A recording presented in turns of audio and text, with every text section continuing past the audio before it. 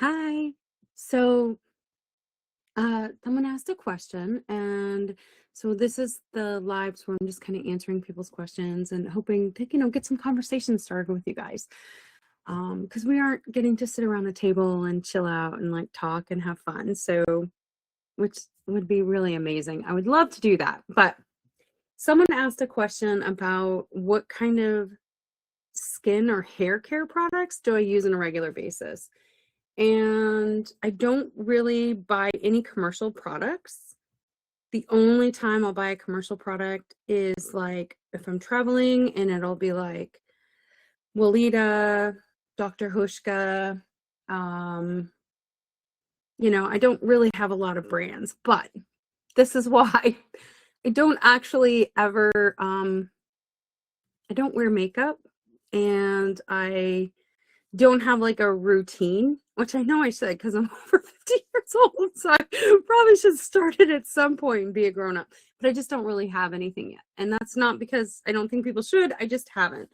So there are a few things that I do use on a regular basis. And so I wanted to address that. The first is this blend that I make, and I've shared the recipe with you guys before. It's rosehip seed oil, sea buckthorn oil, and whatever other infused oil I have hanging around. So if I have calendula, then I'll use that. If I have plantain, I'll use that. It really just depends on what I have around. And then obviously, depending upon the time of year.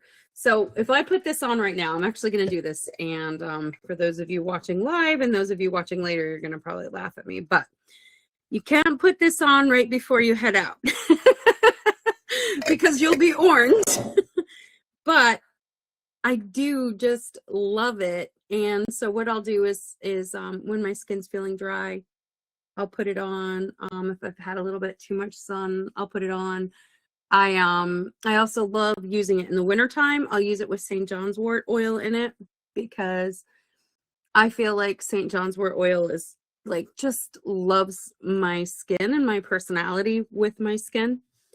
If it's really, really super dry, or if I've been traveling, I'll add like jojoba to it because it's a little bit thicker. And then as far as my hair, this is gonna be so embarrassing. I don't wash my hair every single day because it dries out. And I tend to have like pretty good hair. Like it doesn't cause me any issues. It doesn't get snarly. I don't brush it every single day either, because it just doesn't work well for my hair. I know some people brush their hair all the time. I know some people who wash their hair like once a week or less. And I think whatever works good for your head is naturally going to give your hair what you need. So if I am finding that I'm like getting a little dandruff or something like that, I'll do like a rosemary rinse, or add a little tea tree to whatever liquid. Like sometimes I'll wash my hair with Castile soap. Sometimes I'll use a shampoo bar. Sometimes I just rinse it. I used to use beer at times.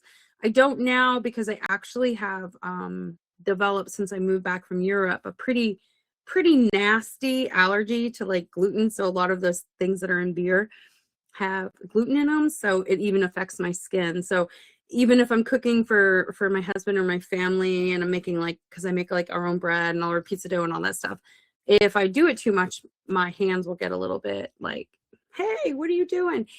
And that's even with buying flour that's like really good quality and all that other stuff. So I don't ever use any products that have wheat in it. And a lot of shampoos do. And then I just keep it really simple because I'm lazy. I am like the world's laziest groomer. And I just am. So I've always been that way. If like this is the beginning of summer, my hair's looking a little bit like dull, maybe I'll, make a hair tea with calendula and chamomile just to help bring out some of the highlights. If I was a brunette, I would use sage or rosemary. And I kind of am becoming a brunette now. I used to be very much blonde. It's always funny to me how our skin and hair changes with age. People be like, oh, but you were like a strawberry blonde when you were younger. And I'm like, yeah, that's when I was 19. Like I'm not 19 anymore, people. So definitely that if I have like like really dry elbows, or it's just we have wood heat, and so like sometimes your skin will dry out. So I'll use like shea butter or mango butter. I'll mix it with like whatever infused oil I've on hand, calendula, comfrey leaf, St. John's wort. That's a good one for me in the wintertime. If my skin's really super dry, this is something I've done for ages, and I'm not quite sure why this works so well for me, but I will do sesame seed oil in a bath. So just a little bit of sesame seed oil, and that will just help bring it together for me. You can use cocoa butter, coconut oil. There's all different kinds of things you can do. I find coconut oil dries my skin out. I love it going on, and then I feel like it dries it out. So, you really have to find the thing that works the best for you. Rosehip seed oil is a big one for me. I love that. I love sea buckthorn oil, but sea buckthorn products actually can give me a rash. So I just go with the straight up oil, and I get it from Mountain Rose Herbs.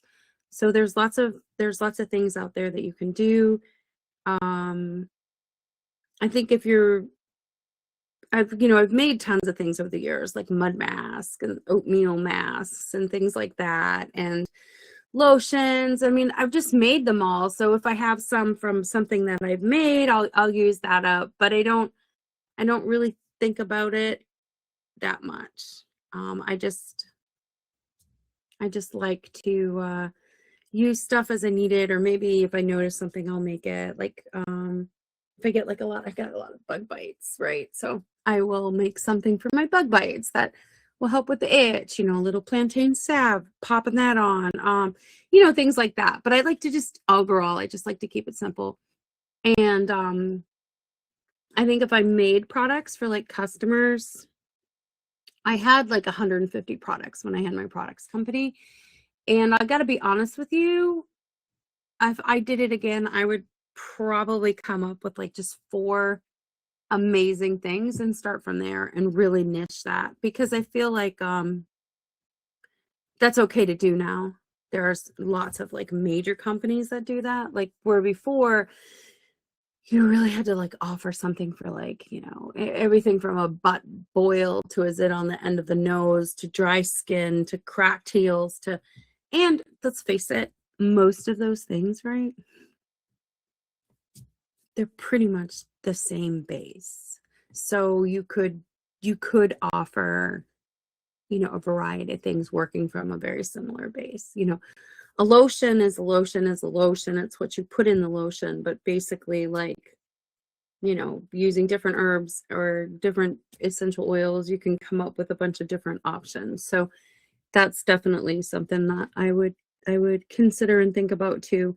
But honestly, I mean, the reality is I'm like probably the worst role model in the world for skin stuff.